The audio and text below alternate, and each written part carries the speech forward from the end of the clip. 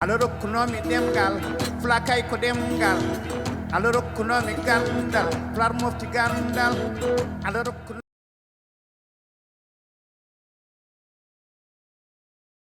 Donc en accord avec M. Ahmed Daker, directeur adjoint du cadastre minier et de la géologie, je vais donc vous présenter les enjeux du secteur minier artisanal en Mauritanie et le rôle du service géologique de la Mauritanie. Comme ça, nos amis mauritaniens sont parmi nous. Donc avec la trame habituelle que toutes les délégations ont présentée, à savoir les contextes géographiques et géologiques, ensuite le secteur minier artisanal en Mauritanie, puis on abordera les enjeux environnementaux et sanitaires liés à la mine artisanale et également les enjeux socio-économiques dans ce pays. Alors la Mauritanie, donc République islamique de Mauritanie, c'est un pays situé en Afrique de l'Ouest, dont la frontière au nord est partagée avec l'Algérie et le Maroc, à l'est et au sud avec le Mali et le Sénégal. Et ce pays est peuplé d'environ 4 millions d'habitants, soit à peu près moitié-moitié d'hommes et de femmes. C'est un pays assez vaste, plus d'1 million de kilomètres carrés, avec une densité de population très faible, inférieure à 4 habitants au kilomètre carré. Pour ce qui est de l'économie de la Mauritanie, elle est principalement basée sur les secteurs miniers et halieutiques, avec l'élevage, l'agriculture ou encore le tourisme. Et la contribution du secteur minier dans l'économie était alors de 30% en 2014 contre seulement moins de 5% en 2015. Pour ce qui est de la géologie de la Mauritanie, vous avez sur la droite donc une carte géologique simplifiée du pays. Donc la géologie de la Mauritanie comporte 5 grands ensembles géologiques, donc la fameuse dorsale de Réguibat ou le non moins connu bassin de Taoudéni, ensuite le bassin de Tindouf, la chaîne des Mauritanides, puis le bassin côtier. Pour ce qui est de la géologie un peu plus en détail, donc la dorsale du Réguibat, elle est constituée d'un socle précambrien avec un potentiel minier regroupant le fer, l'or, l'uranium ou encore le diamant, mais aussi d'autres métaux tels que le cuivre, le chrome ou encore le beryllium, le lithium ou le nickel, et même des platinoïdes. Pour le bassin de Taoudéni, cette fois-ci, ce sont des séries sédimentaires datées du néoprotérozoïque qui occupent une grande surface, plus de 500 000 km², et où là, on va avoir un potentiel notamment en ressources énergétiques avec le gaz, mais également aussi les phosphates et d'autres métaux comme le cuivre, le zinc, l'argent ou le cobalt. Pour ce qui est du bassin de Tindouf, on a cette fois-ci des indices métalliques liés au cuivre, au zinc, à l'argent et au cobalt. Pour la chaîne des Mauritanides, essentiellement constituée de roches métamorphiques, cette fois-ci on a des indices d'or, de cuivre, de fer, de cobalt, de manganèse, même aussi de terres rares et encore des platinoïdes. Pour le bassin côtier, on a de nouveau des ressources énergétiques avec le pétrole et le gaz, mais aussi des phosphates, du sel, du gypse et aussi des calcaires ou encore du soufre. Pour ce qui est de la mine artisanale en Mauritanie, donc les substances exploitées en mine artisanale en Mauritanie sont essentiellement l'or, le sel et les pierres précieuses, à savoir plus précisément le rubis, le saphir, l'émeraude, le grenat, le béryl ou encore le topaze.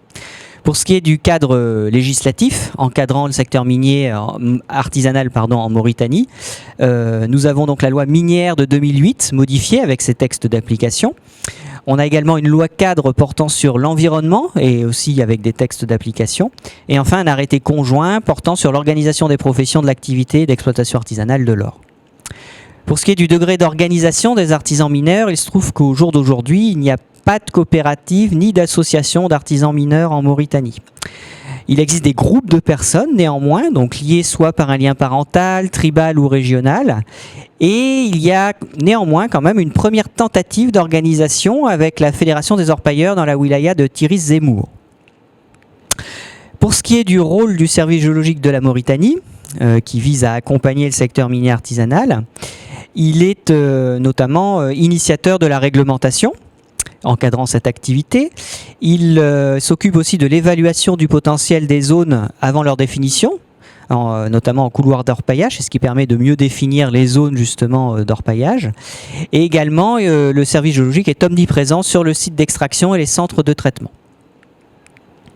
Alors bien sûr, la mine artisanale, comme dans les autres pays, a un impact en Mauritanie.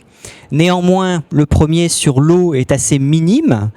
Le seul cours d'eau situé loin des zones d'exploitation artisanale, donc c'est le fleuve Sénégal, donc il n'y a pas de zone aurifère trop exploitée, donc il est peu impacté en Mauritanie. En ce qui concerne l'eau, dans la zone d'activité en fait artisanale, elle est peu aussi affectée puisqu'elle est souvent rare et saline, donc elle est souvent peu puisée par les villageois comme alimentation en eau potable. Alors, il y a quand même une obligation de traitement dans les centres qui diminue le risque de contamination de la nappe ou des nappes phréatiques dans les régions où se situent les zones d'exploitation. Bon, pour l'impact environnemental, notamment sur la déforestation, ça ne se pose pas puisque c'est un milieu désertique, donc il n'y a pas de forêt.